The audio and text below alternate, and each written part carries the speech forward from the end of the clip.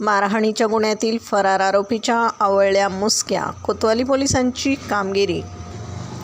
मारहाणी संदर्भात कोतवाली पोलीस स्टेशनला गुन्हा रजिस्टर नंबर 72 BNS कलम 308-5-115-2 प्रमाणे गुन्ह्यातील फरार आरोपी रुपेश पांडुरंग उघाडे आणि अभय केदारे हे नालेगाव परिसरातील वारुळाचा मारुती या भागात येणार असल्याची गुप्त माहिती प्राप्त झाली होती।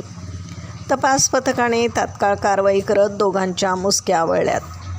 सदरची कामगिरी पोलीस अधीक्षक सोमनाथ घारगे, अप्पर पोलीस अधीक्षक वैभव कलुबर्मे, उपविभागीय पोलीस अधिकारी दिलीप टिपरसे यांच्या मार्गदर्शनाखाली पोलीस निरीक्षक संभाजी गायकवाड, प्रवीण पाटील सेंदवाड, संतोष बनकर, विशाल दळवी, विनोद बोरगे, राहुल शिंदे, दीपक रोहकले यांच्यासह पथकाने केली आहे।